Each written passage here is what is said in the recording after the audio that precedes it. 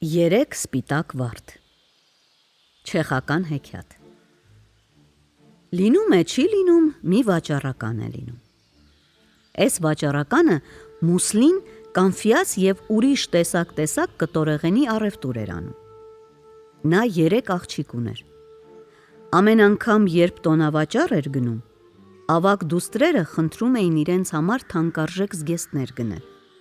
իսկ կրտսեր աղջիկը ոչինչ չէր խնդրում։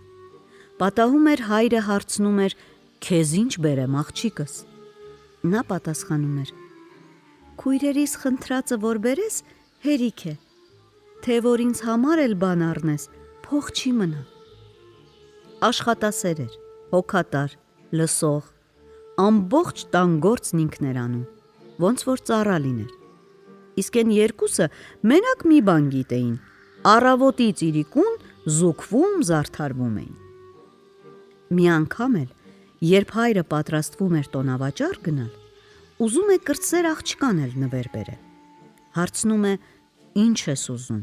ասա, ինչ որ ցանկանաս, ուրախությամբ կկատարեմ»։ «Սիրելի հայրիկ», ասում է աղջիկը, «թե որ ուզում ես ինձ մի նվեր բերել, բեր ինչը քեզ դուր կգա, ինչ էլ որ բերես, ես գոհ կմնամ»։ Հայրը էլի է պնդում. «Ասա աղջիկս, ինչ որ ցանկանաս, սիրով կկատարեմ»։ Այդ ժամանակ աղջիկը խնդրում է 3 սպիտակ վարդ բերել։ Վաճառականը ճամփա է ընկնում, գնում է։ Մեծ աղջիկների ուզածը անմիջապես գտնում է, բայց կրտսեր աղջկա համար սպիտակ վարդեր ոչ մի տեղ չի գտնում։ Իրիկվա կողմ անցնում է մի դղյակի մոտով, իսկ այդ դղյակը կախարդված է լինում։ Ու ինչ է տեսնում, պարտեզում սպիտակ վարդեր են բացվել։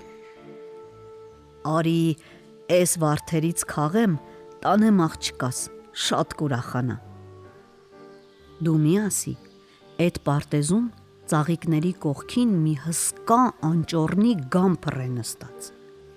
Վաճառականը սկսում է վարդերը պոկել, շունը ծպտուն չի հանում։ Բայց հենց որ քաղում վերջացնում է, շունը հարցնում է. «Ում համար ես տանում այդ վարդերը»։ Վաճառականը պատասխանում է. «Աղջկաս համար»։ «Տար, բայց փոխարենը աղջկատ պիտի բերես էստեղ, չբերեցիր, քեզ համար էլ վատ կլինի, աղջկատ համար էլ»։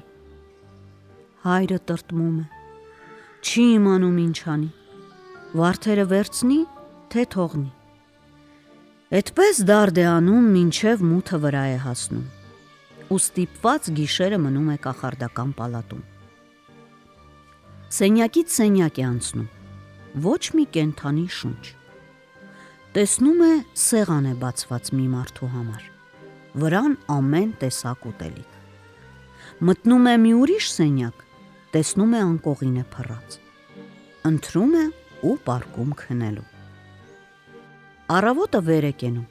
էլի տեսնում է ամեն ինչ պատրաստ է, ջուրը, սրբիչը, ուտելիքը, լվացվում է, նախաճաշում ու ցած է իջնում։ Պալատից դուրս է գալիս թե չէ, շունը մոտենում է նրան ու ասում, որ եթե աղջկան չբերի,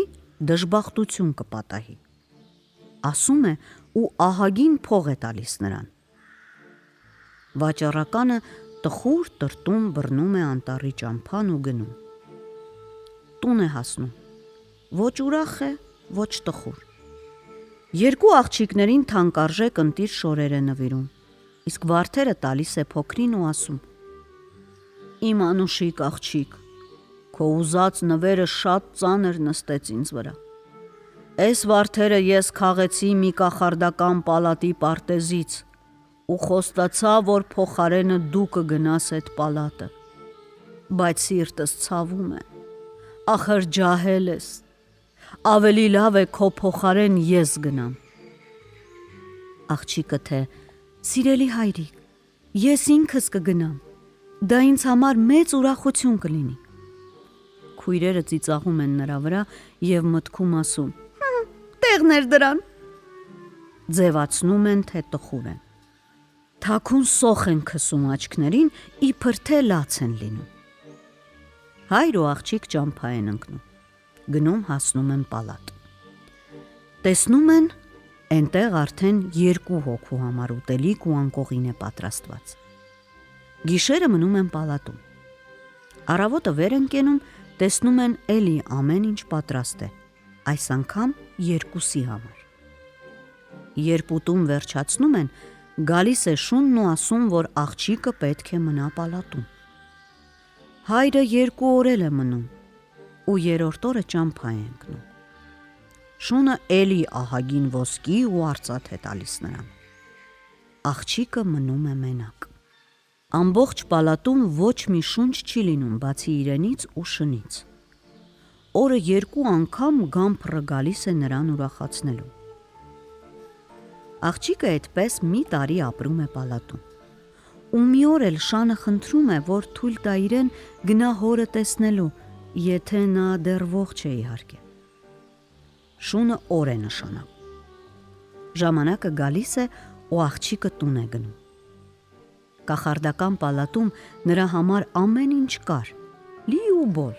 եւ ուտելիք, եւ խմիչք, եւ հագուստներ։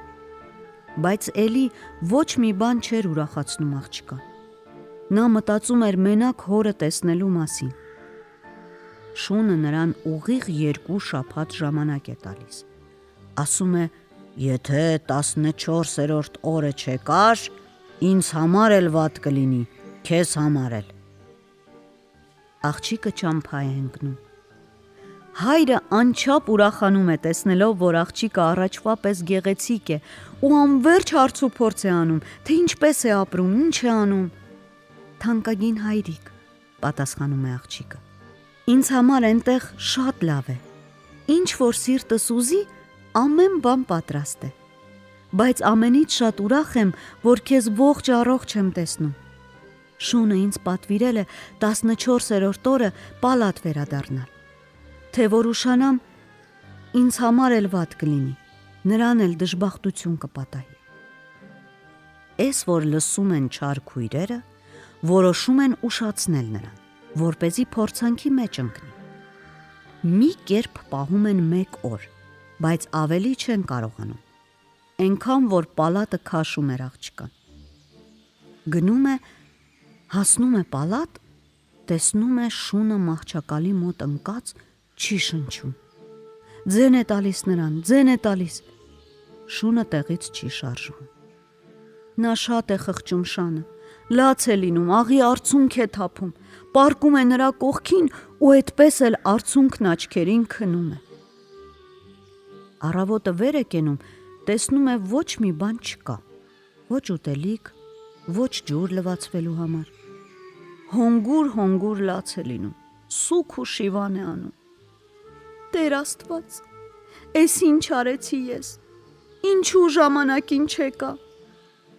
Լաց է լինում, արցունք է թափում ու անverջ շոյում է Շանը։